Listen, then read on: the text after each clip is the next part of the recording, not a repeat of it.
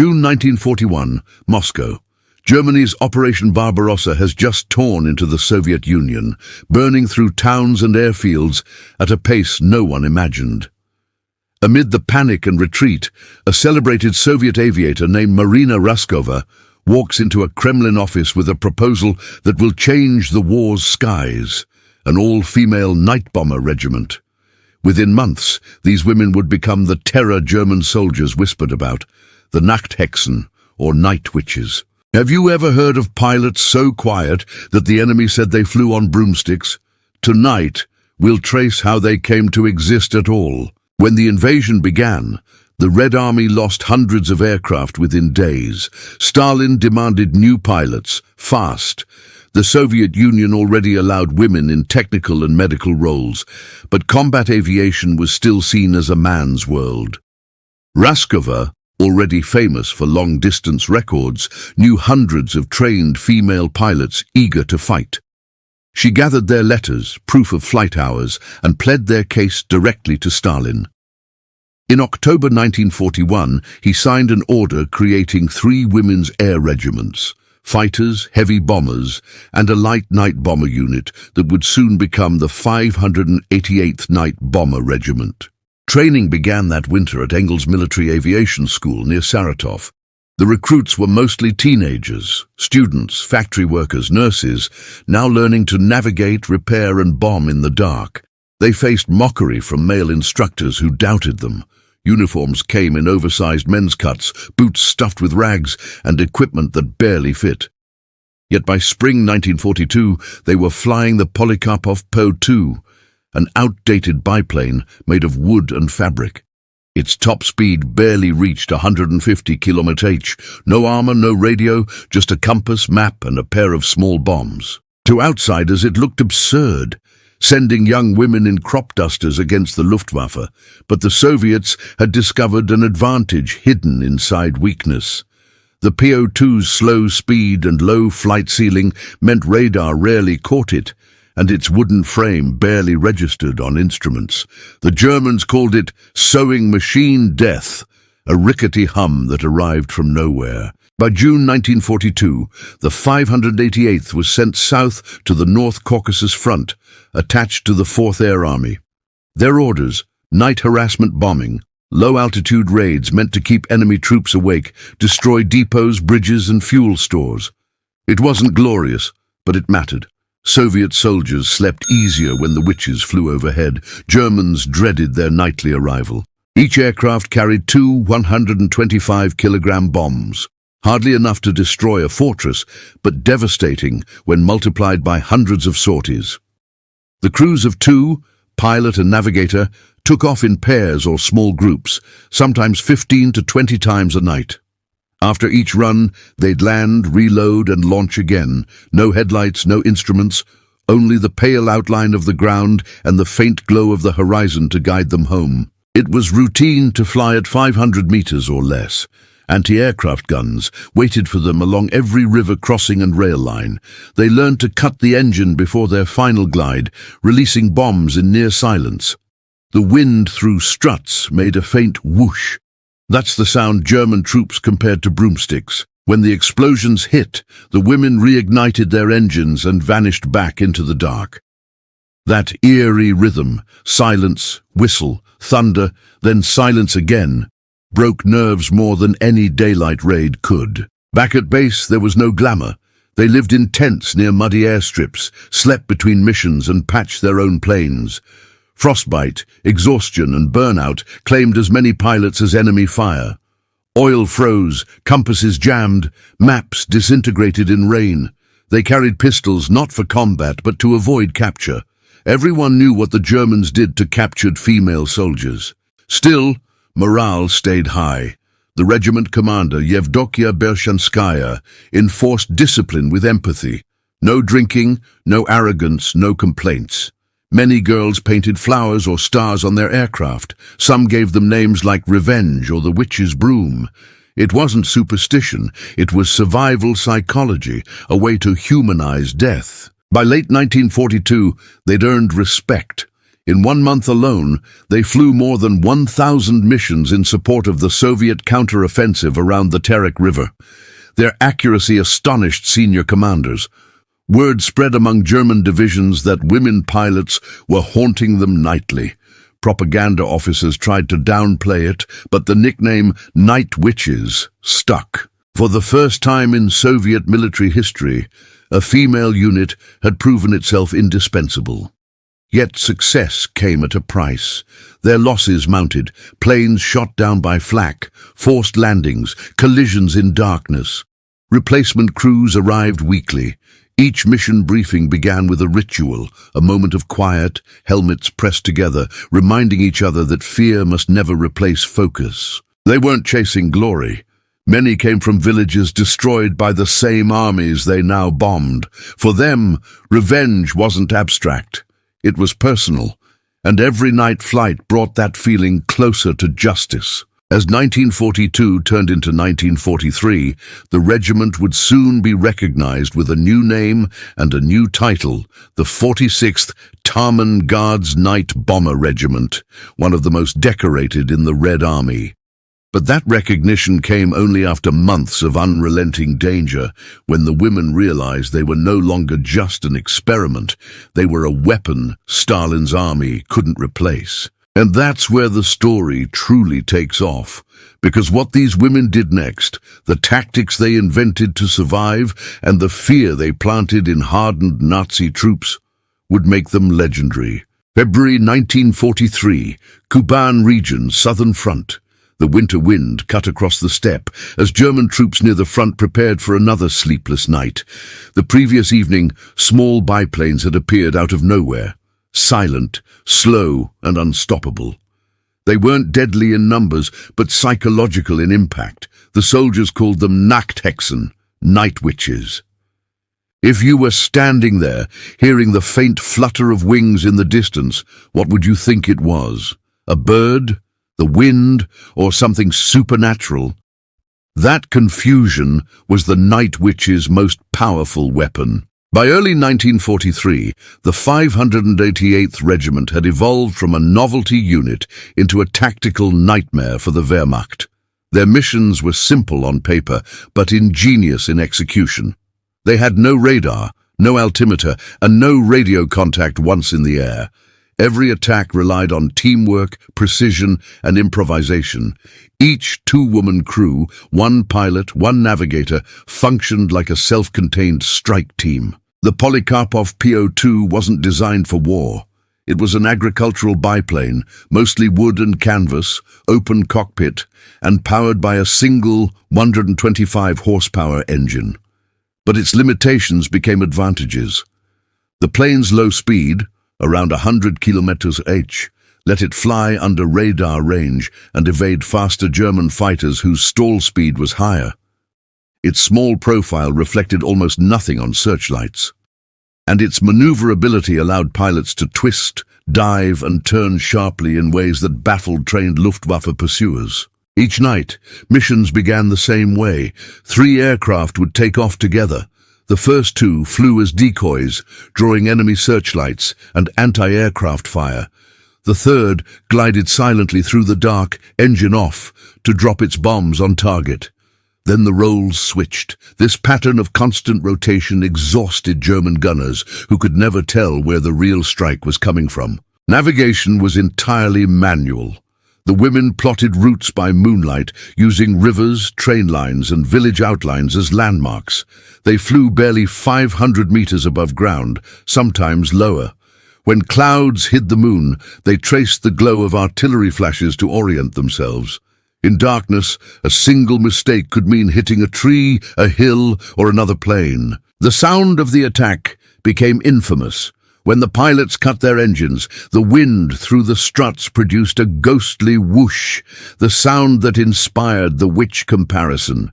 To German troops huddled below, it seemed like the sky itself was whispering before the bombs fell. After each run, the women reignited their engines and climbed back into the clouds. Minutes later, the same sound returned from another direction. Psychological warfare was at the heart of their strategy. The bombs they dropped, often small incendiaries, rarely destroyed entire positions, but constantly harassed enemy camps. Soldiers couldn't sleep. Commanders were forced to install night sentries, disperse convoys, and relocate supply lines. Over time, the stress eroded morale as effectively as artillery. To maximize efficiency, the regiment developed a relentless tempo. Each crew flew up to 10 or 15 sorties per night. Ground teams waited at improvised airstrips with fuel drums and bombs ready. Land, reload, take off again. It became mechanical. By dawn, their faces were blackened with oil and smoke, hands frozen around the controls. Communication between crews relied on subtle light signals. Flashing torches or flare guns helped coordinate takeoffs and landings. When the airstrips were under bombardment, they switched to total darkness, using the shape of nearby trees or fires to find the runway. A single misjudged landing could destroy an aircraft or kill both crew members. To reduce weight, they carried no parachutes, especially early in the war. The Po-2's low altitude made bailing out pointless. Instead, they relied on reflex and instinct. When flak hit, pilots would cut the engine to prevent fire, then glide into an emergency landing in open fields. Many were rescued by Soviet ground troops at dawn. Others disappeared without trace. Enemy pilots grew frustrated. The Po-2's slow speed made interception almost impossible. German ace Joseph Kochiok once joked that shooting them down was like trying to swat flies in the dark. He later died while pursuing one, crashing after overcorrecting during a steep dive. The irony wasn't lost on the women he'd hunted. Despite their minimal resources, the regiment achieved astonishing precision. They targeted ammunition depots, pontoon bridges, and fuel stations. At the Battle of the Caucasus, they flew hundreds of missions disrupting German supply lines crossing the Kuban River. Even a single well-placed incendiary could force entire convoys to halt, delaying offensives by hours. Their operations also carried symbolic weight. Soviet propaganda quickly realized their potential. Newspapers wrote about the witches of vengeance, framing them as proof that every citizen, even young women, could fight fascism. But among the pilots, glory meant little. Their focus was survival and accuracy. Inside the cockpit, conditions were brutal. The open design exposed them to freezing temperatures that dropped below 30 degrees C. Navigators operated a stopwatch and map under dim red lamps, tracing paths while wind tore at their faces. Oxygen masks were rare. Sometimes frost formed inside their goggles, forcing them to wipe them mid-flight with bare hands. They developed rituals for courage, humming songs, carrying lucky charms, or silently repeating the target's coordinates. Each takeoff could be their last, yet every night they volunteered again. They called it the Witches' Shift. By mid-1943, their reputation had spread across the front. German troops began offering an Iron Cross to any pilot who could shoot one down. Few succeeded. When anti-aircraft fire intensified, the women flew lower, adjusting routes nightly to avoid predictability. Their resilience turned them into a symbol of Soviet defiance, ordinary women using obsolete planes to outsmart a modern army. The Germans eventually tried to adapt. They set up radar traps, brighter searchlights, and rapid-fire flak batteries. Yet for every tactic developed, the night witches adjusted. They began flying in tighter pairs, timing attacks seconds apart, making it impossible to tell which shadow carried the bombs. Over 2 years, they refined a method that military historians still study: low-noise infiltration, minimal detection signature, and maximum psychological disruption. It wasn't brute strength that made them dangerous. It was innovation born from desperation. By late 1943, the regiment's efficiency was undeniable. They had flown thousands of missions with a loss rate lower than expected for such fragile planes.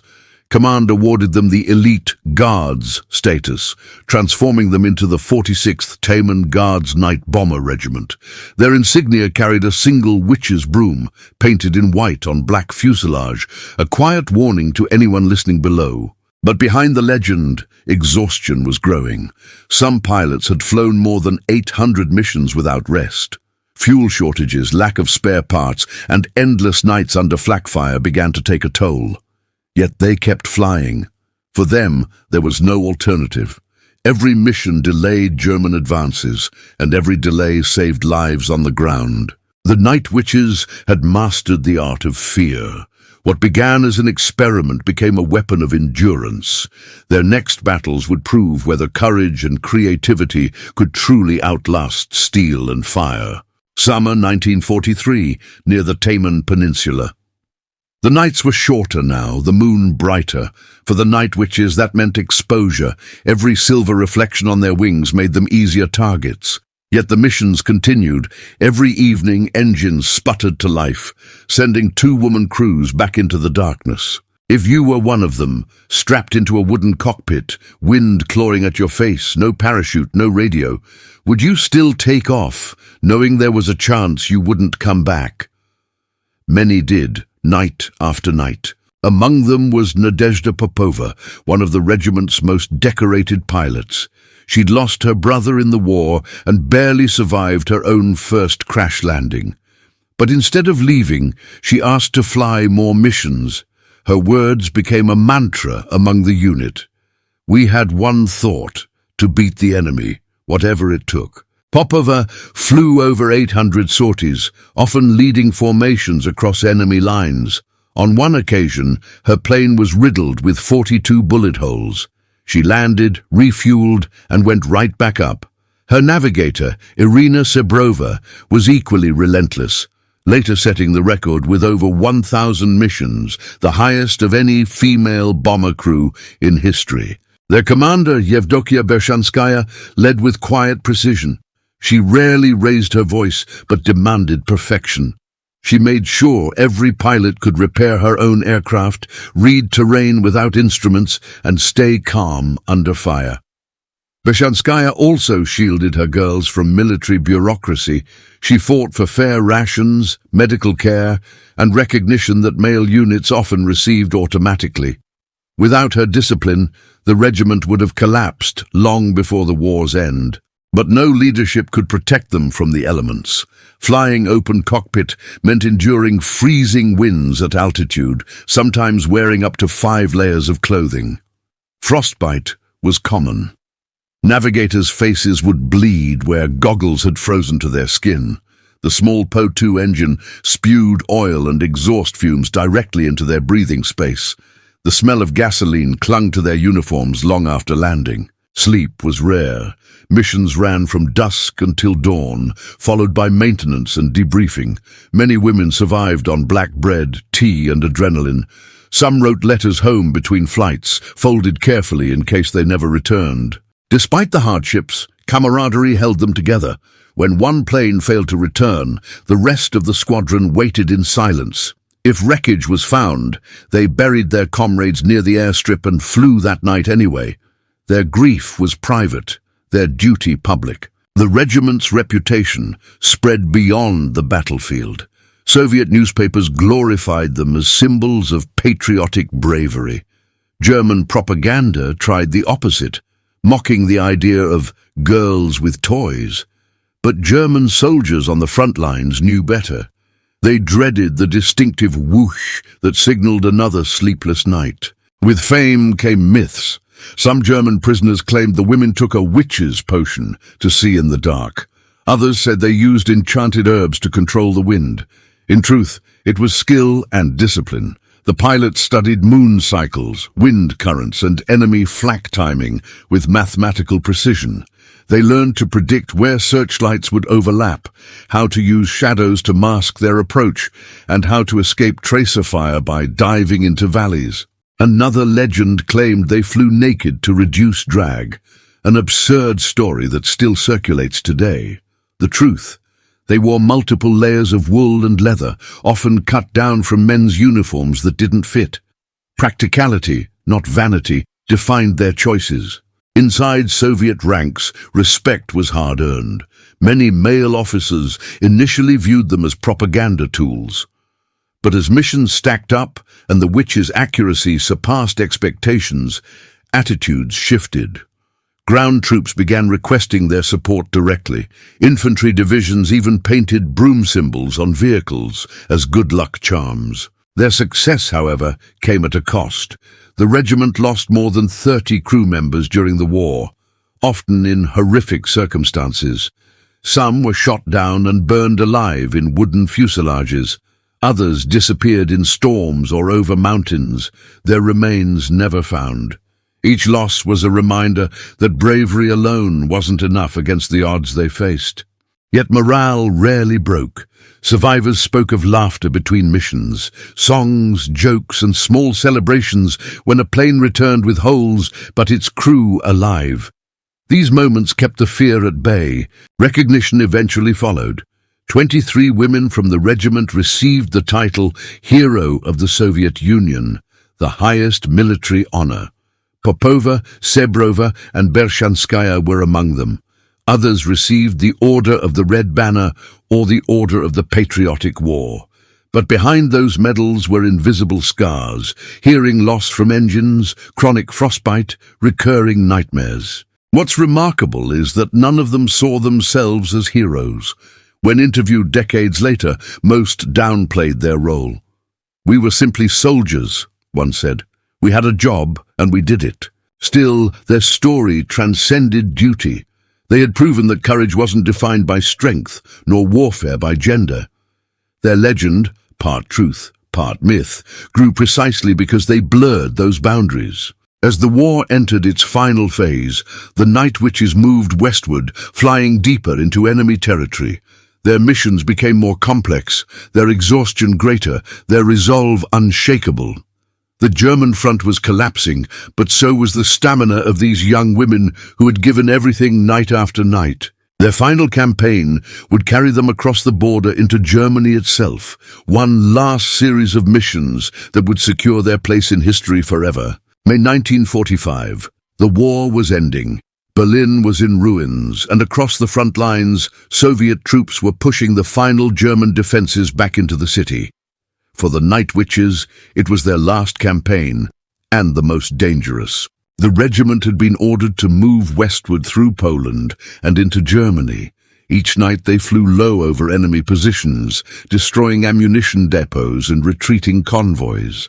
Their small biplanes, once mocked as outdated, now symbolized endurance. They had flown more than 23,000 sorties by war's end, dropping over 3,000 tons of bombs, an achievement no one had predicted when the regiment first formed. Imagine that moment. You've survived years of missions, frostbite, exhaustion, and flak fire. The enemy is collapsing, but every mission still carries the same risk. Do you feel relief or disbelief that it's almost over? Even in the final months, the danger never stopped. Anti-aircraft guns fired blindly into the night sky. On more than one occasion, the women had to land behind advancing front lines to repair their planes, sometimes under artillery fire. Yet they pressed on, completing their missions until the very last night of the war. When Germany surrendered, the regiment stood among the most decorated units in Soviet aviation. 23 pilots received the Hero of the Soviet Union medal. The unit as a whole earned the prestigious Order of the Red Banner, Order of Suvorov, and the title of Guards, marking them as elite. But medals couldn't capture what they'd endured, or what would follow. Peace brought no parades. While male war heroes were celebrated across Moscow, many female veterans returned home quietly, their achievements quickly overshadowed. The Soviet Union, rebuilding from ashes, reverted to traditional gender roles. Factories, not cockpits, awaited most of them. The same society that had once celebrated Stalin's witches now preferred to forget that women had fought as equals. Some stayed in aviation. A few became flight instructors, engineers, or test pilots. Many others faded into civilian life.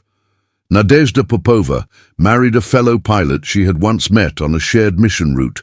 a man who had been shot down the same night she was returning from her 800th sortie. Years later she would say, "We thought the war was our whole life. Then peace came, and we didn't know who we were anymore." Their planes were scrapped, their airstrips abandoned. For decades, their story remained buried in Soviet archives, mentioned briefly in textbooks but rarely told in detail. During the Cold War, when propaganda focused on missiles and men, the idea of women flying wooden biplanes seemed like an outdated legend, yet the legend refused to die. In the 1960s and 70s, Western journalists began rediscovering the story through interviews and memoirs. Books, films, and documentaries revived the image of young women flying under moonlight, engines off, defying an empire built on steel. They were called witches, but they had been scientists, farmers, teachers, and dreamers who rewrote the limits of courage. Modern historians now see them as pioneers in psychological warfare and unconventional air tactics. Their silent, gliding approach influenced later ideas of low-noise infiltration, the same principle used decades later in stealth aircraft design. Their endurance under primitive conditions is still studied in Russian flight academies as an example of efficiency under constraint. But beyond tactics, their legacy is human. They proved that war doesn't belong to a gender, that bravery, precision, and loyalty can exist in anyone, no matter how society defines them. They fought not just for their homeland, but for recognition, to prove that equality wasn't a slogan, but something earned in smoke and fire. Their memory has since been honored across the world. Monuments stand in Moscow, Krasnodar, and even in Western Europe, marking the routes they flew. In 2019, surviving veterans were invited to air shows and ceremonies celebrating women in aviation. Their stories inspired novels, songs, and even a metal band tribute. The Swedish group Sabaton dedicated a song simply titled Night Witches. But perhaps the truest tribute lies in the skies. Every time a young woman takes the controls of a modern fighter jet, she flies in the wake of those who once crossed the night in open cockpits, holding the line with nothing but instinct and will. Most of the original night witches have passed away now. Their names, Popova, Bershanskaya, Sebrova, Kravchenko, Pashkevich, survive in museums and air bases, but their spirit lingers quietly in history. They didn't seek fame or myth, they wanted victory, and they earned it. As the years go by, the line between legend and truth fades. The broomstick sound, the whispered stories, the myths of night vision, all of it adds to their mystique. But the core remains real. A group of young women who, armed with nothing more than courage and canvas wings, terrified one of the most powerful armies in the world. So the next time you hear wind cutting through a quiet night, think of them. The sound that once meant fear to an enemy now means freedom to generations who followed. The night witches didn't fly for glory. They flew so others could sleep.